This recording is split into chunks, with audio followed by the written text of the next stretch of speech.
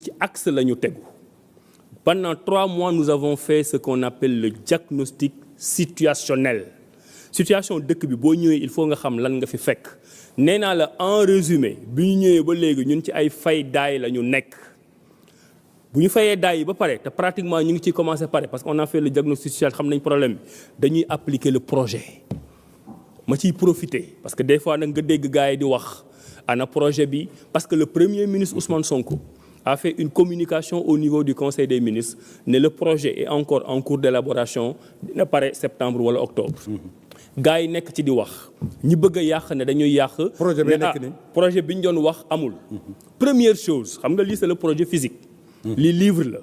mais lii mooy li nga xam ne moom la Pastef ak la coalition Diomaye présenté pour sénégalais yi fal leen donc lii mënoo wax ne amul. même bu dee tu es de mauvaise foi. le projet il existe léegi li tax le premier ministre Ousmane Sonko wax ne septembre ak octobre lay pare mooy lii boo xoolee couleur bi bleu rouge la Pastef la Diomaye président la projet bii nga xam ne moom nga bind soumettre ko Sénégalais yi ba ñu fal la da nga koy tu lui enlèves les habits partisans tu lui enlèves les habits politiques pour solal ko des habits institutionnels mënoo jël le projet tel qu'il existe nga ñëw plaquer ko au niveau de l'État État dafa am nu muy fonctionner man le ministre de l'enseignement supérieur damay lire projet bi ma ne lii ñu wax ci projet bi ci enseignement supérieur moo tax sénégalais yi fal ñu mais bu ma ko jëlee bëgg ko appliquer dans le cadre d'un État dafa am fu mu war a jaar dafa am samay direction yu muy jaar ñu liggéey ci dafa war a jaar ministère des finances ñu budgétiser ko da nga war a def ce qu'on appelle un référentiel le référentiel c'est la dimension institutionnelle du projet donc le projet existe physiquement mu ngi nii ñëpp gis nañ ko ku waxul lii da ngaa bëgg politique politicienne 2 li ñu leen wax ne dañ koy yóbbu septembre wala octobre c'est parce que dañuy dindi yëre Pastef bi ñu ko solal yëre Diomaye président bi ñu ko solal ko yëre Sénégal mu nekk vert jaune rouge c'est tout ce que le premier ministre a voulu dire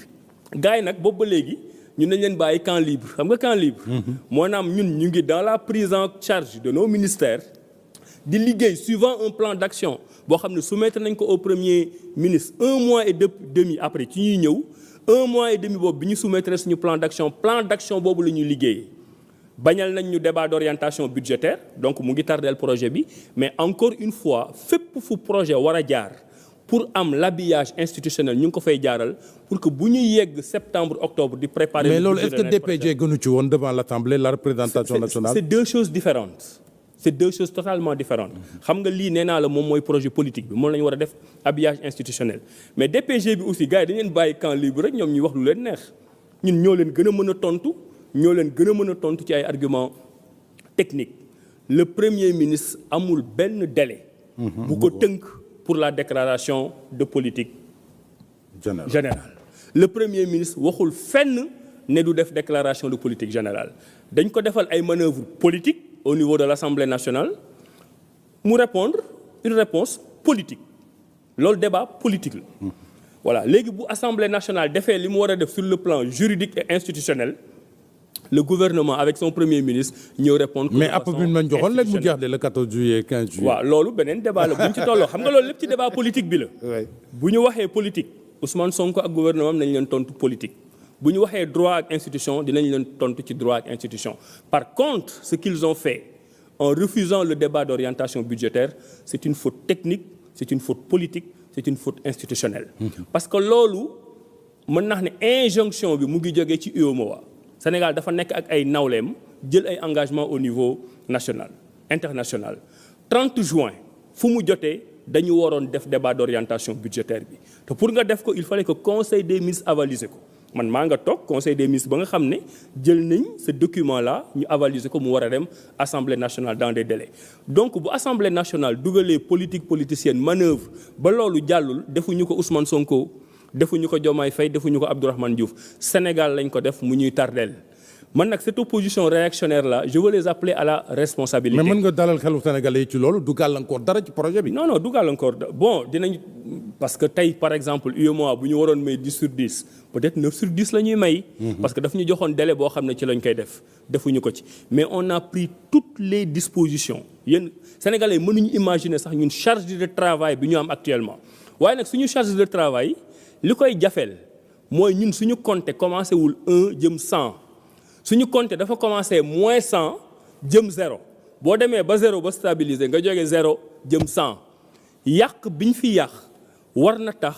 ñu observer ce que j'appellerai moi une période de décence. am na une opposition organique ñoo xam ne ànduñu ak projet bi ànduñu ak Sonko ànduñu ak Diomaye ànduñu ak gouvernement bi ñu ngi opposé wu. je respecte leur opposition ñooñu dinañ ñu fekk ci ay débat technique te débat yooyu bu soobee yàlla léegi mu ñëw mais nag opposition bi nga xam ne ñoom ñoo fi nekkoon maanaam ñun chaise ñuy toog conseil des ministres chaise ma ngu tàng ba léegi ñoom ak ñoom lañ fa bàyyi yàq bi ñu yàq ñun ci la ñu nekk di jooyanti ñooñu dañu waruñu sax am décence toog di critiquer. Mais est-ce que le malentendu ne vient pas du fait que vous n'avez pas beaucoup communiqué sur l'état des lieux? waaw parce que. état des lieux li ngeen fi fekk. parce que dañu tëju di liggéey. ok dafa am ñaar d'abord dañu tëju di liggéey ñun d'habitude dañu wax ne duñu communiquer sur des process. boo xoolee ñun dañu woon sax ne fii ba déclaration de politique générale bi mais dañuy liggéey à la prise en main de nos ministères. parce que ministère aussi du ay caaxaan. ay ministères yu mag lañ fi def gars yi ils ont rationalisé donc pour nga comprendre ce ministère nekk ministre boo xam ne da ngay jël ay décisions sur la base d'outils rationalisés techniques que tu comprends il faut nga jël sa temps mais beneen bi aussi liñ doon bañ ñoom ci lañ ñuy pousser. mais nag bëgguñu leen ci fekk xam nga ñoom ñëw nañ pendant longtemps doxaluñ loo wax ñu ne la fi Abdou Diouf la fi Abdoulaye Wade yàqoon la fi Abdou Diouf yàqoon la fi Senghor yàqoon ñun on s'est dit par élégance républicaine. xam nañ yàq-yàq bi fu mu toll mais loolu warul nekk suñu acte de communication ñun nañu liggéey joyanti defar fexe sénégalais yi li nga xam ne moo tax ñu wóoluñu ñu defar ko mais ñoom ñoo ñëw comme si dañoo ragal comme si dañoo tiit ku communiquer ci seen ay yàq-yàq ñu bëgg ñu dugal ci ay débat politicien gouvernement bi nga xam ne maam fa laa nekk di fa siéger conseil des ministres tous les mercredis je vois un président de la République jeune responsable très futé et qui apprend très vite. Ce n'est pas par hasard lu toy ni Afrique de l'Ouest qui est l'une des régions les plus intégrées en Afrique la région même la plus intégrée nga taxaw tey mu xar ñaar ñu ne la yow le président bi am 44 ans yow la ñu wóolu pour nga dox jàmm pour que ñëpp ñëwaat loolu c'est la signature du Sénégal mais c'est aussi la personnalité du président bi nga xam ne nekkul ci ay farfarloo dugaluñ ko ci ay xiiroo ak ngaayoo ba mu am responsabilité boobu mën a wane diplomatie sénégalaise ñun ci loolu lañ nekk domaine bu nekk xam nga gis nga Momar ne sénégalais yi di def effort médias itam di def effort di exploiter le contenu des conseils des communiqués des conseils des ministres gis nga action bu ci nekk bu dee da nga ñëw rek tell ma rajax ne da ngay def parce que da nga bëgg nit ñi gis ne da ngay def da ngay juum parce que loo mënti def ci jëf xam-xam ak xalaat moo ko lal am na problème yu Sénégal di jooy depuis 64 ans pourtant il y a juste une semaine suñu gouvernement jël na ci décision pour ñu taxaw ci problème yi ngeen di jooy ci presse bi problème yi ñuy jooy ñun suñu cabinet de consultance problème bi secteur privé di jooy problème bi secteur informel di jooy lan moo taxoon parce que Sénégal mësul am modèle économique dañoo mës a fexe étranger bi mooy gën ëpp njariñ Sénégal ci biir Sénégal ñi fi nekkoon loolu lañ doon doxalee mais semaine bii passée le président Diomaye Faye avec le premier Ousmane Sonko nee ni dañuy jël une loi sur la souveraineté économique man du man maay wax journaux yi lan mooy seen actualité. respecté naa leen trop pour loolu mais pour man loolu moo waroon nekk débat semaine bii passée pour la première fois nga am un gouvernement ne la damay def une loi sur la souveraineté économique une loi sur le patriotisme économique c'est une loi c'est pas des intentions rek yu ñuy wax nii maanaam bépp contrat bu signé bu Sénégal di signé lenn rek moo ñu ciy intérêt c'est fan la ci intérêt Sénégal nekk buñ ci gisee intérêt Sénégal ñu signé ko buñ ci gisul intérêt Sénégal duñ ko signé lépp lu Sénégal man mooy ci artisanat mooy ci commerce mooy ci industrie Sénégal boobu la ñuy jël teg ko ci kanam. daanaka la presse bi ngeen di wax daanaka le Sénégal d'abord. mais mooy le Sénégal d'abord loolu moo indi sama jonction ma bokk ak ñoom mu nekk projet bi. parce que dama ci gis sama bopp. mais imagine Momar personne ne parle de cette loi sur la souveraineté économique. alors que loolu réforme boo fi mënti def te suñu koom-koom moomaluñ ko suñu bopp téel ko suñu bopp maanaam yaa ngi enrichir yeneen pays yi nga xam ne fa ngay importer. Le ministre de l'Industrie et du Commerce vient d'annoncer les états généraux du commerce et de l'industrie musuma ko fi gis on vient de traverser un régime boo xam ne industrie c'était peanuts intéressé wu leen tey ñu ne nañ taxaw dans le cadre de cette loi sur la souveraineté économique nañu fexe nan la ñuy tegee suñu ay industrie pour que sénégalais yi moom ko ñu am ay capitaines d'industrie. Pourquoi les gens n'en parlent pas ñun c'est le signal qu'on est en train de donner aux Sénégalais à la communauté internationale ñu ngi récupérer li nga xam ne ñoo ko moom temps de réflexion 3 mois te pratiquement pare nañ mais gàcc ngaalaama mais après on va te dire woy dox na ci tapis rouge bi wala doxul ci tapis rouge bi mbax ne bi mu sol daf ko jooyantal ba mu demee ci sëriñ bi dafa sukk wala sukkul on entend les Sénégalais on les respecte mais on est conscient de rôle bi nga xam ne jox nañ ñu ko ñu taxaw gis nga ce gouvernement là say boo opposition bi ñu préparé wu am endurance parce que bari na xam-xam bari na xarañ orientation bi leer na on apprend très vite waxoon naa leen fi ne ñi ñuy wax expérimenté ñooy raté penalty ñu ratew ñu penalty kenn mais am nañ humilité bu ñu ñëwee jàng phase de jàng boobu pare nañ ci action bi taxaw nañ ci dinañ def suñu déclaration de politique générale en attendant on est en train d'appliquer les plans sectoriels d'urgence que le Premier ministre nous avait demandé qu'on a donné depuis le 31 mai ñu ngi doxal te Sénégalais yi bu soobee yàlla dinañ gis résultat yi. jërëjëf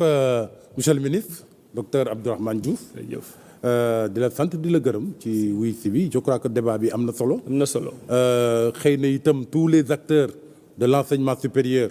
li nga fi wax fii nga xam ni c'est sur la base d'un diagnostic clair. ak ni nga engagement yi nga jël. pour qu'au moins ñu gaaw dans un cadre d'urgence pour régler un certain nombre de problèmes. xëy na mu am njeexital. tout à fait ñuy ñaan yàlla mu demee noonu félicité. en tout cas di la sant di la gërëm ci wuy si bi. man maa lay sant di la gërëm jox ñu opportunité. ñu wane li nga xam ne moom la ñuy liggéey. désormais la prise en main de nos ministères pare nañ ci. dinañ jàkkaarloo ak sénégalais yi pour wax nañ li ñuy liggéey opposition bi aussi nañu taxaw rek de façon républicaine ñun bu dee débat rek ak waxtaan expliqué ñun sawar nañ ci. li am solo mooy Sénégal perdre na ay années yu bari ci ay xeex ay xiroo ak ŋaayoo yoo xam ne jaruñu ko. mbokk yi yéen itam ñu ngi leen di sant di leen gërëm ci topp bi ak